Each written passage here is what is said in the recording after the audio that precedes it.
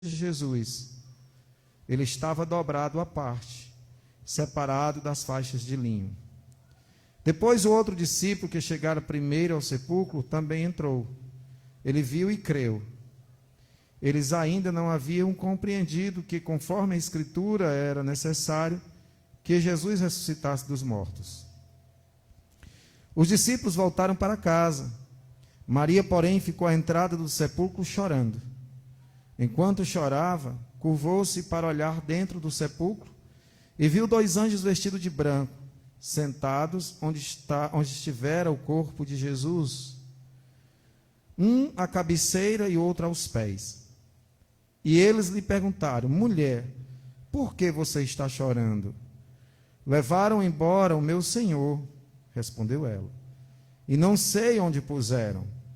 Nisso ela se voltou e viu Jesus ali em pé, mas não o reconheceu. Disse ele: mulher, por que está chorando? Quem você está procurando? Pensando que fosse o jardineiro, ela disse: se o Senhor o levou embora, diga-me onde colocou e eu o levarei. Jesus lhe disse: Maria. Então, voltando-se para ele, Maria exclamou em aramaico: Rabone, que significa mestre. Jesus disse: não me segure, pois ainda não voltei para o Pai. Vá, porém, a meus irmãos e diga-lhes: estou voltando para o meu Pai e Pai de vocês, para meu Deus e Deus de vocês. Amém? Sentai-vos, irmãos. Então, o tema da mensagem é: por que você está chorando? Meus irmãos, esta semana, meditando na palavra de Deus, em vários textos, orando a Deus, para que Deus me desse uma mensagem para trazer para a igreja. Porque somente Deus, o Senhor, através do seu Espírito Santo, que sonda os nossos corações e também o coração da igreja, é que sabe a necessidade da igreja, o que ela está precisando ouvir para a sua edificação e crescimento. E como pastor, debaixo da graça e da misericórdia do Senhor, o que posso fazer é orar ao Senhor para pedir discernimento e sabedoria e entendimento para que Deus ilumine a mente, e o coração, para que eu possa trazer uma mensagem para a igreja e que não seja algo que eu queira, da minha vontade, o que eu penso, o que eu acho que é melhor. Porque somente Deus, através do Espírito Santo, é que sabe o que nós, igreja, estamos precisando. Uma das coisas que gosto sempre de enfatizar é que isso não sou eu apenas que falo, mas a maioria dos pastores, teólogos que estudam a palavra, dizem isto. Toda vez que nós vamos nos debruçar na palavra de Deus para preparar uma mensagem para levar para a igreja, o primeiro a ouvir a mensagem é o pregador, é quem vai pregar. A mensagem primeiro é pregada para ele. E quando ela vai de encontro ao nosso coração, nos impacta, porque Deus também sabe da nossa necessidade. Então, a pergunta é: por que você está chorando? E esta pergunta foi feita 2 vezes a Maria. Foi feita pelo anjo e foi feita por Jesus. E aqui me traz assim, uma primeira reflexão, é que de fato isso mostra para nós a fraqueza que temos como seres humanos. É natural que isso aconteça conosco, porque nós somos humanos limitados. E diante das pressões, das dificuldades que enfrentamos, das lutas, seja ela de que ordem forem, elas nos tiram muitas vezes, irmãos, a visão e a percepção daquilo que está à nossa frente. Porque muitas vezes a gente olha só para o problema e não olha para quem pode e tem a solução do problema. E eu não diria nem a solução do problema, mas quem pode e tem a solução da causa que está causando o problema. Porque muitas vezes nós buscamos resolver o problema, e de pronto resolvemos e parcialmente está resolvido. Mas a causa continua. Enquanto não se resolve a causa, o problema volta e vai voltar muitas vezes. A gente sabe disso. Tem pessoas que lutam, por exemplo, contra vícios de qualquer ordem. E eles vencem por um tempo, começam a dizer, eu não faço mais isso, não faço mais aquilo, deixei isso, deixei aquilo. Mas de repente você vê a pessoa voltando a fazer de novo. Por quê? Porque ele venceu o problema, mas a causa do problema não foi de fato resolvida. E aí é onde está. Então as pressões, as lutas, as dificuldades, a pressão que eles aqui estavam sofrendo, porque nós sabemos o que aconteceu na crucificação de Jesus, nós sabemos, todos nós sabemos da história, que os seus discípulos se dispersaram, que eles ficaram com medo de ser mortos, Pedro tinha negado Jesus, não é? Só ficou lá ao pé da cruz Maria, né? Madalena, o João, discípulo amado, os demais fugiram, ficaram de longe, e Jesus estava ali, o seu líder estava morto. Então a esperança acabou, embora o Senhor Jesus tendo dito, eu vou para o Pai, mas eu enviarei o Consolador, embora ele tenha dito.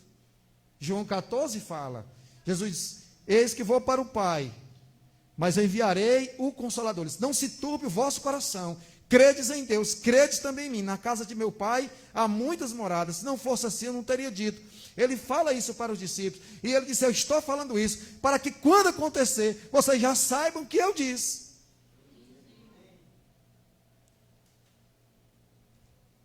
Mas eles não aceitavam isto, e eles, por um tempo, por um momento, irmãos, eles perderam a fé, eles perderam a confiança, eles não creram, eles não acreditaram. Veja que até depois da ressurreição de Jesus, não é? Quando ele entra na casa, a casa estava toda fechada, ele estava em oração, e Jesus entra na casa, e Tomé não estava ali. E quando Tomé chega, que eles contam para Tomé, ele diz, eu não acredito, eu só acredito se eu tocar nas feridas. E precisou Jesus vir, e disse, pois toque, sou eu. Então, meus irmãos, Jesus havia dito que voltava, e Maria, a sua mãe, né, humanamente falando, ela também não acreditou que Jesus tinha ressuscitado, porque ela insistiu, mesmo falando com o próprio Jesus, ela disse, pensava que ela era o jardineiro, se você botou ele em algum lugar, me diga, eu vou levar. Somente quando ele fala, da forma como ele chamava ela, né? Quando ele estava vivo, humanamente falando, como ele chamava ela, Maria, quando ele fala desta forma, ela reconhece a voz do seu mestre.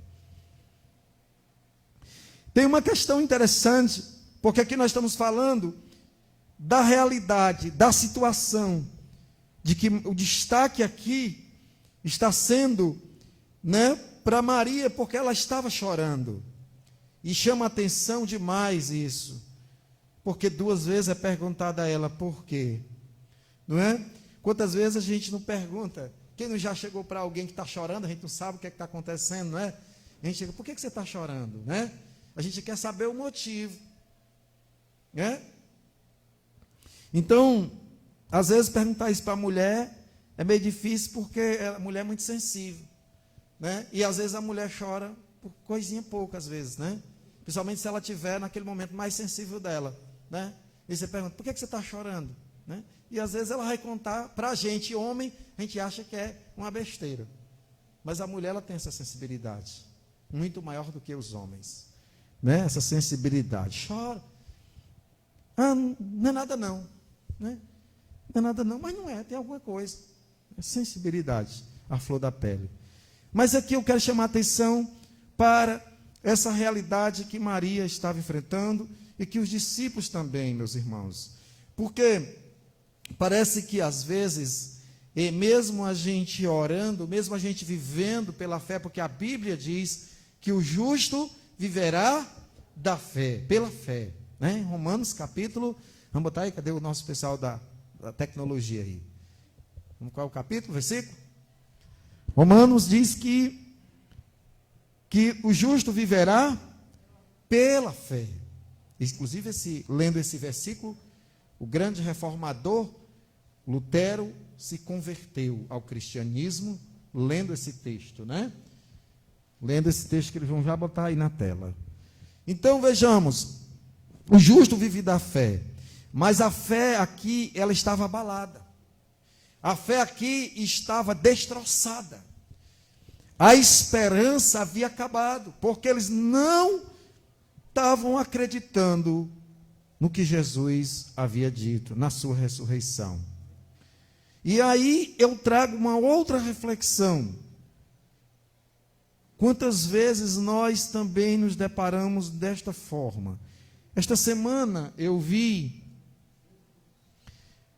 um relato de uma mãe, num documentário que eu estava assistindo, e uma daquelas mães, ao término daquele documentário, ela falou algo que me chamou a atenção. Porque ela disse assim, ela findou falando exatamente assim: as pessoas perguntam para mim, como é que você ainda consegue sorrir? Como é que você ainda consegue se manter de pé diante disto? E aquela mulher disse: o ódio tem me alimentado. Eu não creio mais em nada. Nem Deus eu creio mais. Porque ela havia perdido o filho dela de forma terrível. E ela queria justiça. Foi porque foi morte inocente. E aquela mãe estava naquele estado. Ela disse que nem Deus ela acreditava mais. Talvez a gente, quando vendo uma situação daquela, quando a nossa fé está num nível razoável, que nós estamos vivendo uma comunhão com Deus, a gente possa dizer assim: é um absurdo a mulher dessa dizer isso. É um absurdo. Não é? Aí o texto, Romanos 1,17, porque nele se descobre a justiça de Deus de fé em fé, como está escrito, mas o justo viverá da fé. Fé não é fé de vista, por vista, não é o que nós estamos vendo ao alcance da mão, mas é algo que ainda estará para acontecer, e pela fé nós estamos vendo o impossível acontecer em nome de Jesus. E aí, talvez a gente olhando uma declaração daquela mulher, a gente possa dizer: está errado, é um absurdo. Meus irmãos, alguém disse assim para mim, alguém falou algo assim para mim, disse: ora, se um pastor fez isso, então, logo, aquele que não é admirável se ele fizer algo errado. Então, veja como é que as pessoas veem. O pastor, né? O pastor, quem é o pastor? O pastor, ele é um homem igual a todo mundo. Tem um chamado diferente. Um chamado para uma missão. Todos que são de Cristo têm um chamado. E nós temos que ser exemplo, isso é fato. A quem é muito dado, muito é cobrado. Isso aí ninguém pode fugir dessa responsabilidade. Se nós assumimos uma missão diante de Deus, eu já disse isso aqui, nós estamos assumindo diante de Deus e de muitas testemunhas, publicamente. Então nós vamos ser cobrados pelo que nós assumimos diante de Deus e das pessoas. Por cada palavra dita, nós vamos ser cobrados. Mas, irmão, Jesus disse que ia voltar. E eles não acreditaram. E tem um destaque para este lenço dobrado, algo que me chamou a atenção. Né? É muito essa observação, é muito interessante. Os outros lençóis estavam de lado, mas o lenço estava dobrado. O lenço que estava sobre o rosto de Jesus quando foi sepultado. Porque o sepulcro não era uma cova comum, era cavado numa rocha. O sepulcro judaico era cavado numa rocha. Então era cavado numa rocha. Então, e lá dentro tem uma pedra onde botava o corpo em cima. Não era no chão. E ele estava com o lenço sobre o seu rosto. E quando ele ressuscitou, ele dobrou o lenço e deixou de lado, dobrado. Jesus deixou o lenço dobrado. Tem um grande significado isto. Uma grande mensagem. Porque Jesus disse que o quê? Voltar. Que ele ia ressuscitar. E no costume judaico, meus irmãos, os senhores, os homens de posse que tinham escravos, servos, quando os servos botavam a mesa para os seus senhores comer, eles botavam lenço. E aquele lenço servia para quê? Para que o seu senhor enxugasse a boca e a barba após a comida. E aí, quando aquele escravo ou servo ficava distante do Senhor, ele não podia se aproximar da mesa enquanto ele estivesse comendo. Se o Senhor se levantasse, enxugasse a barba e deixasse o lenço jogado, o servo podia se aproximar da mesa porque ele tinha terminado. Mas se ele se levantasse e deixasse o lenço dobrado, ele não podia se aproximar da mesa, porque aquele simbolismo no lenço dobrado estava dizendo que ele ia voltar. E Jesus era um judeu. E ele deixou o lenço dobrado para dizer para eles: eu vou voltar. Jesus deixou o simbolismo do lenço: eu vou voltar. E ele voltou. Mas mesmo vendo o lenço dobrado, eles ainda não acreditaram. Porque a fé estava abalada, irmãos. A fé estava abalada. E quando a fé está abalada, as emoções afloram. Os sentimentos, a tristeza, a angústia, o medo. Mas Cristo Jesus nos amou e nos ama. E Ele está aqui, e Ele vem, e Ele veio, e Ele está, e o Espírito Santo está aqui nas nossas vidas. E Ele veio restaurar a nossa fé. Porque nós não vemos por vista, mas pela fé, nós vimos Cristo em nossas vidas, e pela fé, nós poderemos ver o impossível acontecer em nome de Jesus. Cristo, Senhor, Ele disse para eles: eu voltei, eu ressuscitei, como eu havia dito. E lindo, quando Jesus está subindo aos céus, e eles estão lá olhando Jesus subindo, e eles olhando, e Jesus subindo nas nuvens, e dois varões de branco, dois homens, na verdade, que como anjo, estavam ali e disseram: varões galileus, vocês estão olhando para cima. Pois deixa eu dizer a vocês, assim como ele subiu, ele vai voltar. Assim como vocês estão vendo ele subindo sobre as nuvens, ele vai descer sobre elas. E esta é a esperança da nossa fé. É isso que Paulo diz. Nós temos que continuar esperando, irmãos. Nós temos esperança. A fé é um firme fundamento. Hebreus capítulo 11, versículo 1. Diz que a fé é o firme fundamento das coisas que se esperam e a prova das coisas que não se veem. Hebreus 11, 6 diz: sem fé é impossível agradar a Deus, porque é necessário que aquele que se aproxima de Deus creia que Ele existe e que é galardoador dos que o buscam. É pela fé. Nós temos que ver pela fé. Ainda, meus irmãos, que talvez até mesmo que nem aquela mulher do fluxo de sangue, que se arrastando pelo chão, ela pega e procura uma brecha ali, sem força, e toca no manto de Jesus. Mas ela só tocou porque ela creu que Ele podia fazer o milagre na vida dela. Nós temos que ter muita paciência. Paulo fala sobre isso, que temos que ter paciência com aqueles que são fracos na fé. Temos que ter paciência, ter calma. Porque, meus irmãos, nem todos reagem do mesmo jeito. Cada ser humano tem uma reação diante de uma situação. Alguém já disse que o ser humano é como os materiais. Alguns são feitos de ferro, outros de aço, outros são de isopor, outros são de plástico, Há muitas pessoas e cada um tem a sua estrutura emocional. Às vezes a pessoa está ainda iniciando e ela precisa de força. Por isso que nós devemos orar constantemente uns pelos outros, irmãos.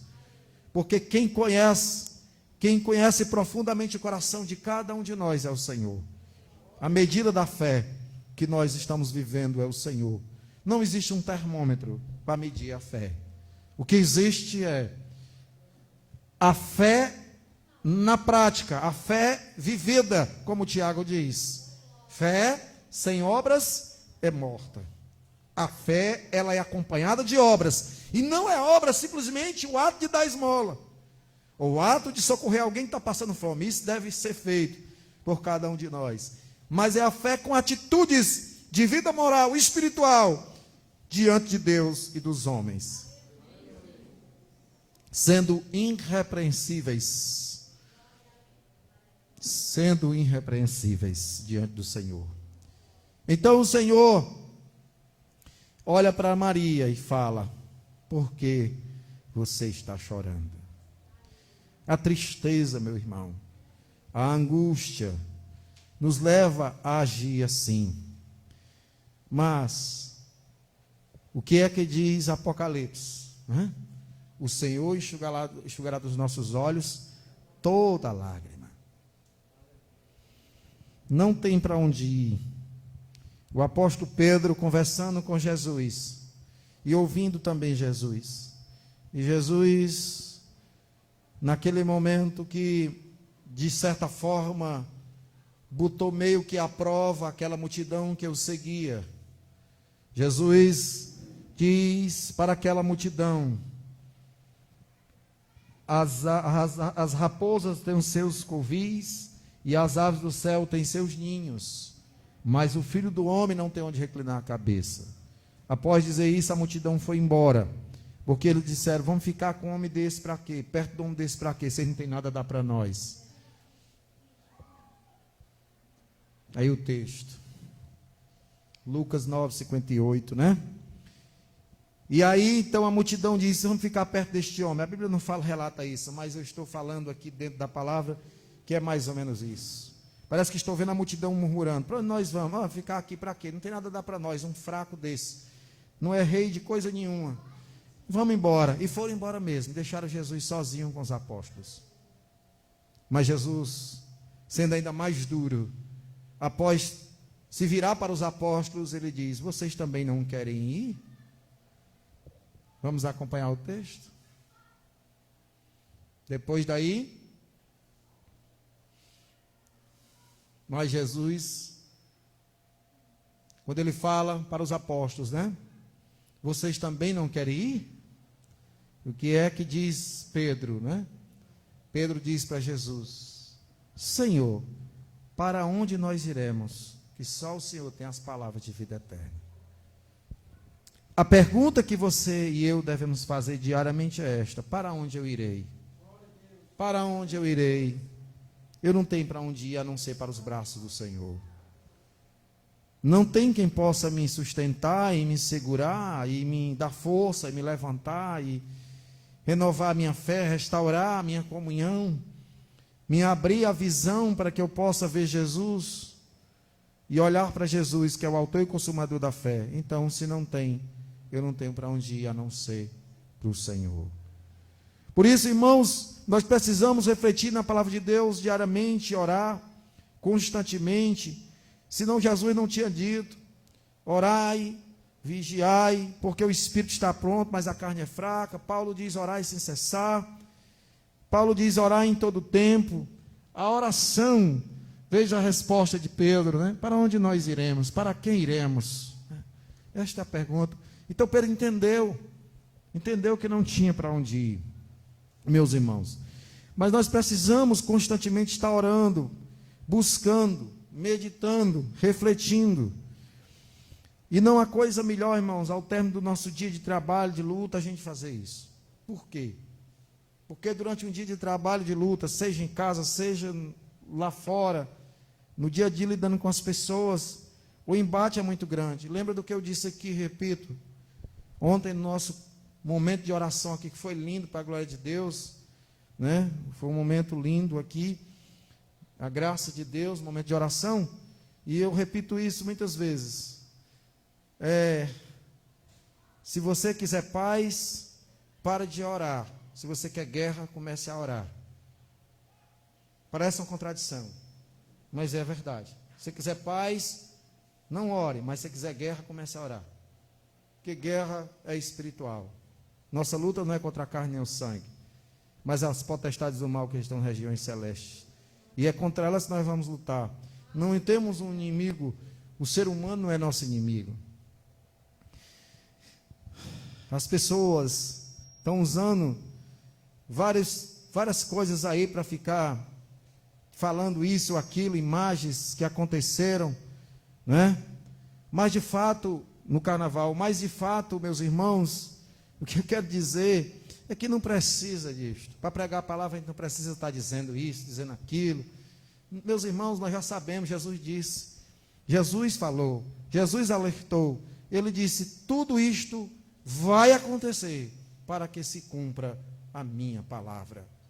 Passarão céus e terra, mas a minha palavra não passará, disse Jesus. Então não há coisa nada nova, não há coisa demais acontecendo no mundo, meus irmãos, que não tenha sido avisado por Jesus. Ele avisou, ele alertou que o amor de muito ia esfriar, né? Ele alertou tudo isso. A gente às vezes fica, desculpa a expressão, abestalhado, vendo as coisas e admirado. A gente não tem que se admirar não, irmãos. Quem tem buscado visão espiritual, quem tem buscado o Senhor, sabe o que está acontecendo. O inimigo está furioso, porque ele está revoltado, ele está furioso e irado. Ele está querendo matar, roubar, destruir. Essa é a missão dele. Ele veio para isto. Mas Jesus veio para dar vida e vida em abundância. E não há para onde ir. Deus é nosso esconderijo, é nossa força, nossa segurança. Ele é nosso refúgio. E aqui, meus irmãos, lendo a outra parte, essa parte final do texto, quando ele fala, versículo 17, não me segure, pois ainda não voltei para o Pai. Vá, porém, a meus irmãos e diga-lhes, estou voltando para meu Pai, e Pai de vocês, para meu Deus e Deus de vocês. Que coisa maravilhosa dizer o que Paulo diz, né? O meu Deus. Você poder dizer o meu Deus, o nosso Deus, e ter aquela convicção de dizer assim, Paizinho, e falar com Deus desta forma, nessa intimidade, Paizinho. Paizinho, me ajuda. Paizinho, estou aqui. Às vezes nós vamos ter que dizer, como aquele homem falou para Jesus, aumenta a minha fé. Ajuda-me na minha fé. Às vezes nós temos que dizer assim. Tem momento da nossa vida que nós vamos dizer assim. E isso não é fraqueza não, irmão. Fraqueza é sair dos caminhos do Senhor.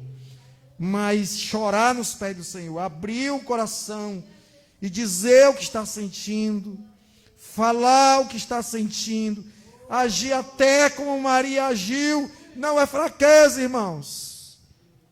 Nós somos humanos. Não é fraqueza. Não é fraqueza fazer o que Elias fez e ir para a caverna. Não é fraqueza. É humilhação. É reconhecer o seu limite. Que você é humano. Porque há muita gente achando que é Superman, Super-Homem, He-Man. Tem muita gente se achando. Dragon Ball Z, essas coisas. Nós somos feitos de carne e osso. Nós temos sentimentos. Nós choramos. Jesus chorou. Como homem ele chorou. Teve medo. Pediu para o Senhor. O Pai, como homem, ele falou, afasta de mim, se possível, afasta de mim o cálice. Jesus também sentiu. E a palavra de Deus diz, não assuma o sacerdote, como ele, que possa compreender e entender o ser humano, o que ele nos entende. Fraqueza é desistir, negar a fé, mas se humilhar diante de Deus e dizer, Senhor, eu não tenho força. Eu não sei mais o que fazer. Não estou vendo saída. Me ajuda na minha fé. Me socorre. Isso não é fraqueza. Isso é humilhação diante de Deus. Isso é reconhecer que Ele é o Senhor e que você é dependente dEle. Seja dependente de Deus, meu irmão. seja dependente dele.